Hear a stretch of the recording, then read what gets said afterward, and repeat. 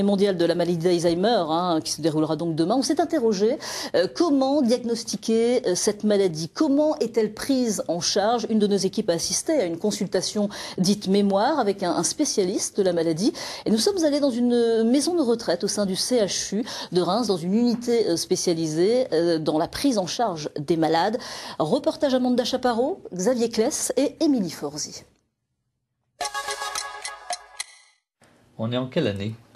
Alors Et quand on me parle comme ça, ça y est, je perds tous mes moyens. 80. Absence, confusion. Depuis quelque temps, Monique, 80 ans, a des troubles de la mémoire de plus en plus fréquents. Des oublis qui commencent à l'inquiéter, elle et son entourage. Je pense quand même, oui. J'ai conscience de ce que...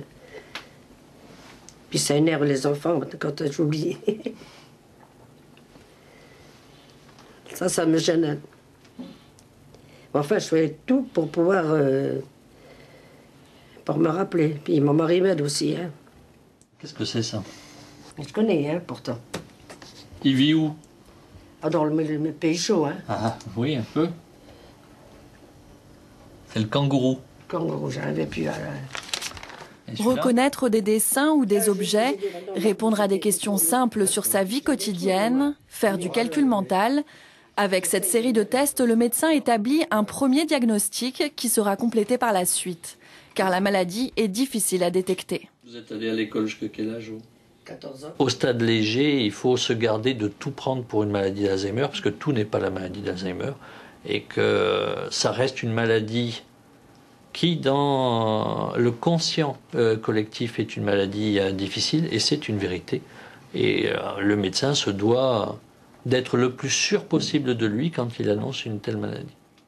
C'est la Java bleue.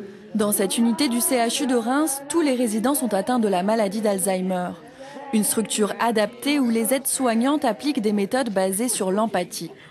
Il ne s'agit pas d'essayer de raisonner les malades ou de les calmer par voie médicamenteuse, mais au contraire de les laisser s'exprimer et faire vivre leurs émotions. Vous savez pas pourquoi vous êtes ici? Non, je sais pas.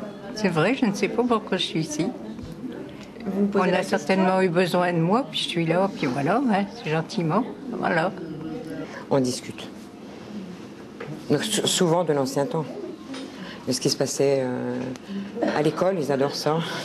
L'école, les travaux des champs, les travaux ménagers. Ils ont énormément de souvenirs, mais ils parlent beaucoup du passé parce que le présent, ils l'ont oublié.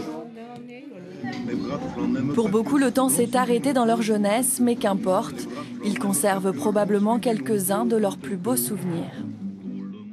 Eh oui, on l'a vu dans ce reportage très émouvant, ce reportage.